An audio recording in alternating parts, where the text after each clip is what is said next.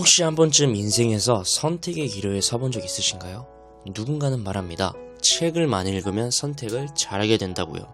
저도 한때 책을 정말 많이 읽었습니다. 도움이 된 부분도 분명 있었어요. 그런데 이상하게도 선택 이후에 후회가 더 커지는 순간들이 있었습니다. 책을 통해 관점과 통찰은 넓어졌지만 결국 책은 타인의 사상과 경험이더라고요. 그 선택이 저와 맞지 않게 흘러가는 경우도 있었습니다. 결과가 좋지 않으니 불안해졌고 그 불안을 이기려고 또 책을 읽고 지금 생각해보면 작은 악순환이었습니다. 30년을 살면서 느낀 건 책도 도움이 되지만 선택에는 책보다 더 중요한 게 있다는 사실이었습니다. 저도 과거에 사장에게 돈을 제때 받지 못했던 경험이 있습니다. 그때 상황을 보면 저뿐 아니라 직원들 모두가 다음 달만 기다리자라는 선택으로 버티고 있더라고요. 자세한 설명은 생략하겠지만 결국 저는 두 가지 선택 앞에 서 있었습니다. 계속 돈을 받으려고 닥달하며 밀린 월급에 매여 있을 것인가, 아니면 나를 믿고 돈을 당장 못 받더라도 불안하더라도 그 상황을 정리하고 나와서 새로운 선택을 할 것인가. 저는 억울함을 붙잡는 선택이 아니라 나를 믿는 선택을 했습니다. 결과는 예상과 달랐습니다. 창업 이후 일이 오히려 잘 풀렸습니다. 최근에 제 동생도 비슷한 경험을 해서 저와 대화를 나누었습니다. 회사가 월급을 제때 주지 않는 상황에서 계속 왜 안 주느냐는 감정에 머물지 않고 그 불편한 상황에 벗어나는 선택, 그리고 다른 감정과 행동을 했을 때 오히려 일이 더 잘 풀리는 흐름을 경험했습니다. 이 이야기를 하는 이유는 하나입니다. 문제는 상황 자체가 아니라 그 상황 앞에서 내가 어떤 감정을 선택하고 어떤 행동을 붙잡느냐에 따라 결과는 완전히 달라진다는 점입니다. 그래서 고민하는 사람들에게 꼭 이 질문부터 던집니다. 그 선택을 하려는 진짜 이유가 뭐야? 그건 너다운 선택이야? 아니면 타인의 시선, 자존심, 체면이 섞인 선택이야? 돈 때문이야? 아니면 너의 행복 때문이야? 여기서 마지막 질문이 좀 헷갈릴 수 있어요.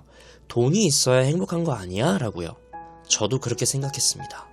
그런데 돈이 있어야만 행복한 구조는 돈이 줄어들면 바로 불행해지더라고요. 반대로 내가 먼저 행복한 선택을 했을 때 돈은 오히려 자연스럽게 따라왔습니다. 결론은 선택하기에 앞서 자신의 감정을 차분하게 정리하고 내면의 소리를 듣는 것이 중요합니다.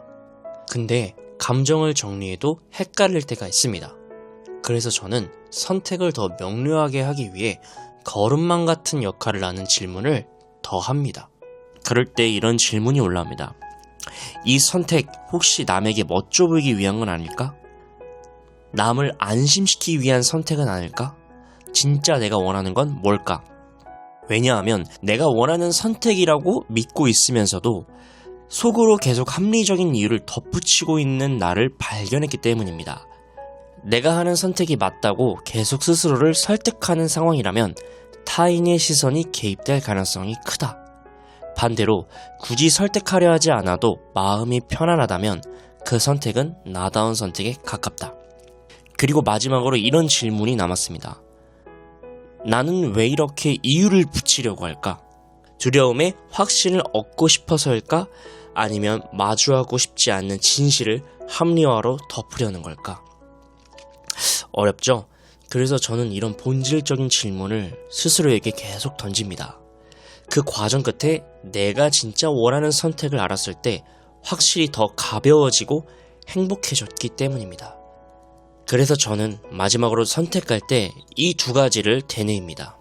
나다운 선택은 결국 나를 가장 자연스럽게 행복으로 데려간다. 설령 결과가 좋아 보이지 않더라도 그 선택은 분명 나를 성장시킨다.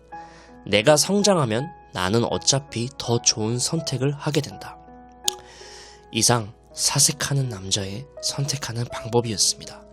지금 선택의 기로에 서 계신다면 오늘 이 이야기가 조금이라도 도움이 되었으면 좋겠습니다. 마지막으로 질문 하나 남기겠습니다. 지금 하려는 이 선택, 정말 여러분다운 선택인가요?